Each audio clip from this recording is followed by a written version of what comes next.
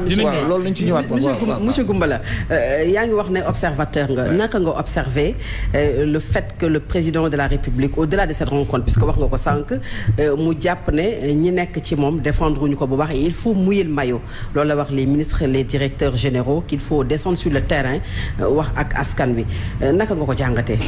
bala maa ñëw ci loolu nga wax dafa am côté yu ma ko bëgg a tontu. xam nga moom xañ na bokkuñu luñ jàng mais intellectuel la ku jàng la. Karl Marx ak Engels lan moo leen produire le système capitaliste moo leen produire te booba la capitalisme mari day taal ni meloon. Karl Marx génnee capital ànd ak Engels ñu bind pour détruire le capitalisme parce que xam nañ ne capitalisme mu baaxul. jóge ci système nga ne ki jóge ci système bokk ci système moo mën a combattre système ndax moo xam li bon ci système.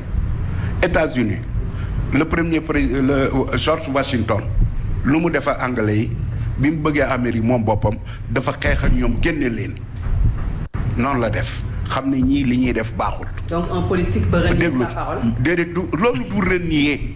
ne l'antisystème après bu ñëw ànd ak système dama la jox Karl Marx. Karl Marx ci la juddoo jàngee ci baayam nekkoon un industriel.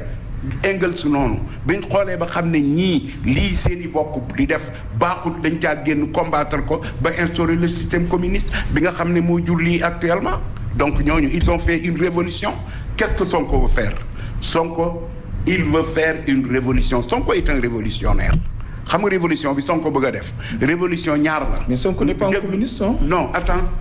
révolution man bàyyi yow noonu naa jëlal note rek après nga tontu bàyyi ba nga wax waaw allez-y waaw monsieur Goumbala allez-y lii boo ci duggee defe naa doo ci génn bu ci dugg ayca dégg nga jëlal note rek après nga di nga tontu affaire idéologie laa bëgg ñëw jëlal note di nga tontu idéologie amatul idéologie ku la ne am na amatul les idéologies sont mortes y a plus d'idéologie la preuve nga jël yéen libéraux ngeen ak keneen ko socialiste yi on mène en Afrique la même politique une politique keynésienne te tout le monde sait que kenn ce n'est pas un libéral donc idéologie moom dee na bu ko waxee dégg nga Karl Marx Angleterre amoon na ay colonie moo ëppale fuuf kii France ay colonie Espagne amoon nay colonie du jeex toute l'Amérique latine gépp Espagne ko moomoon ak Portugal ana ñoo ñu mujj ak Espagne ak Portugal waaw jël nañ seen bopp dem ak seen bopp dégg nga Angleterre colonie yi amoon yépp bàyyi na leen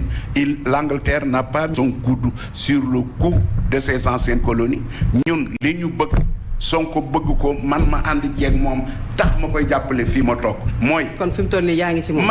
non man ngaa nekkuma Pastef mais Sonko laay jàppale lu ma mën a def pour Sonko nekk président en 2024 maa ngi ci bu dee wirde maa ngi ci bu dee wut sëriñ maa ngi ci ma wax la ko bu dee yor sama làmmiñ ak wër maa ngi ci. waru ko ma nekkoo ci làmb ji nag.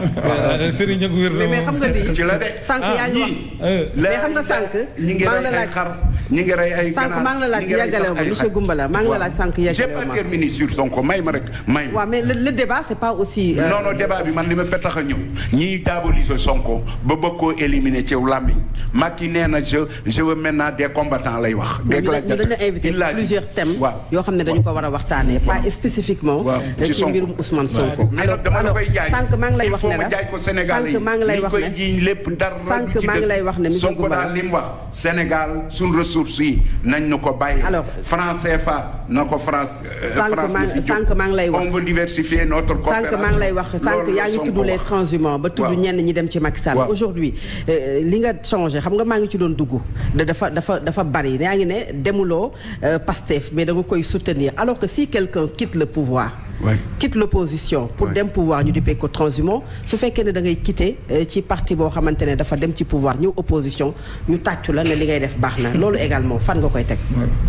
ñi koy def ñooñu nga koy laaj moi je n'ai jamais transhumé xam nga transhumant mooy kenn gis nga ñii di soutenir Macky bis bu Macky daan woon foofu ngay def une vague de transhumance mooy man duma pël mais ay pël laa dëkkal Colobane géema dëkk ay pël yi kese fa nekk dañ lay romb ak seen i nag ak seen i bëy jóge fii jëm fee fa ñax ma jeex ndox amatu fa nga jóge fa dem di màng man musuma nekk fu mooy lekkem ñax donc man lekkumam ñax naanuma fenn donc fu ma neex dem. par rapport ak sortie Macky Sall bi maintenant. sortie bu muy wax ne il faut mu yël maillot demander ko ministre yeeg directeur général mais Macky day nit koo xam ne kii kenn mënu koo tàgg ba du tawte.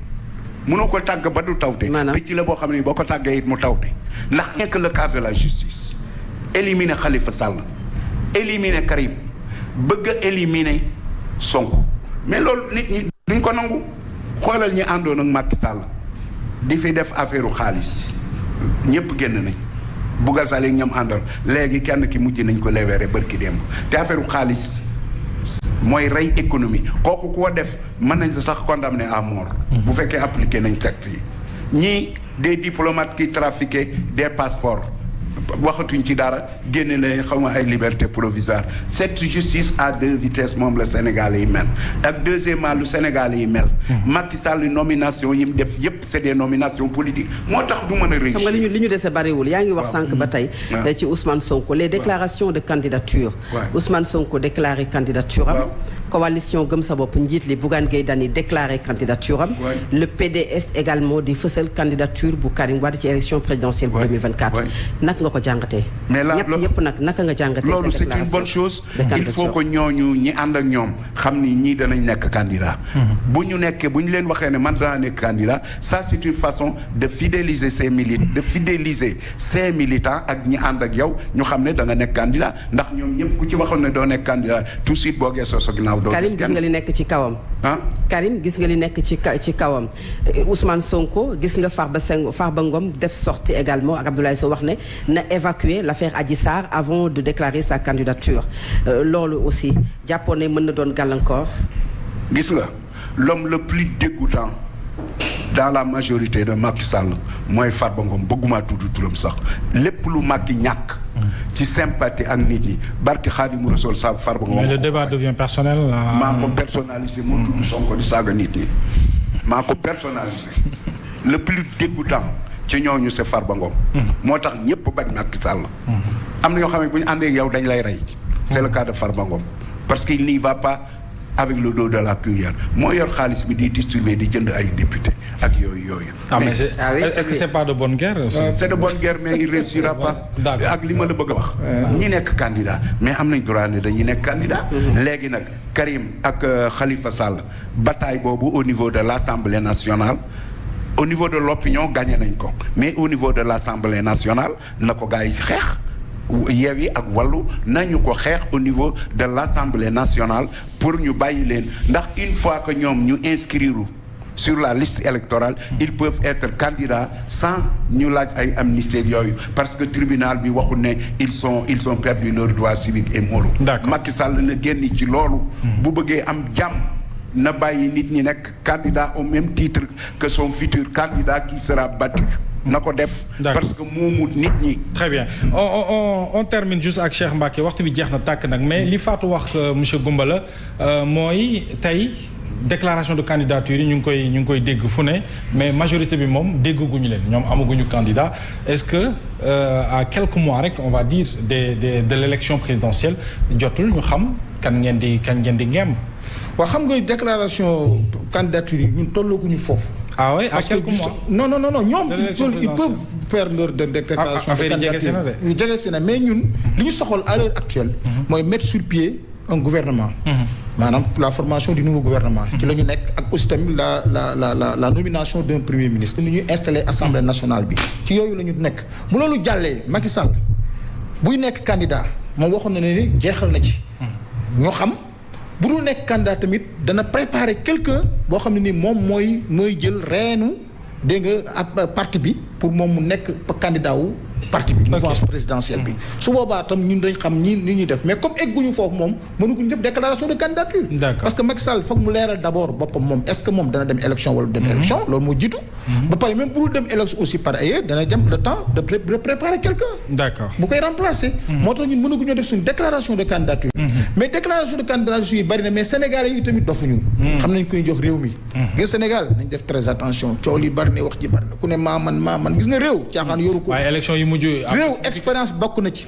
réew bu maîtriser xam ce que la géopolitique maîtriser ko xam ko bokk na ci. réew am ay relations internationales nga mën xam am relation yu solide. bokk na ci. d'accord réew du noonu lañ koy parax-paraxee nañ ci def très attention ba Sénégalais yi ils sont assez lucides. pour vraiment choisir. dégg nga que la personne qui va gérer les décisions de ce pays. à l'avenir nit ñaa ngi ci xool di ci xalaat di ci réfléchir. loolu laa yaakaar kon nag nañu def très attention. ñun nag egguñ ci fësal gum suñu candidat. pour le moment le président va se prononcer sur ça. Il va procéder à la nomination d'un premier ministre. et la mise sur pied d'un nouveau gouvernement. pour après maintenant après dans la yéen a xam yeneen yi ñu koy réglé yooyu. loolu c'est dina leer. xam aussi moom day dooleel kenn. ñu ànd ak moom ànd ak kooku. te itam ku mu dooleel tam xam dañuy gagné. parce que nag wala moom mu laajaat troisième rek. non bu ko fekkee yoon may na ko. waaw d'accord bu ko mayul nag aussi du ci mën a. moom gi noonu daal yoon a koy may rek. ñu xool bañ egg ci ñu seet waaw bu soobee yàlla. Cheikh Mbacké Gueye ñu ngi lay gërëm bu baax a baax ñu fàttali ne Benno Bokk Yaakaar ca Diourbel fa ngay yëngu ci lu bëri ci wàllu politique nekk ancien consul également bu Sénégal ci Arabie Saoudite ñu di la gërëm ci wuy si bi ci seen show monsieur Goumbala également Fatou Abdou mi ngi lay tooñ sànq rek na la gëj nañ la dégg ci plateau yi. mais nag dafa am. télévision yoo xam ne dama ci dee wax. dafa mel ne animateurs yi dañ maa ragal a invité. dañ lay daw dañ may daw waaw fii moom bokk ci si. fii moom bokk ci si ndax invité nañu la en tout cas ñu di la gërëm ci sa disponibilité également. ak monsieur Guèye Fatou Abdou yow itam jërëjëf. mbokk yi seen émission seen show fi nañ ci am ak yéen ëllëg ñetteelu numéro bu ayu bés bi lu may loolu way leen di topp programme ak Sen TV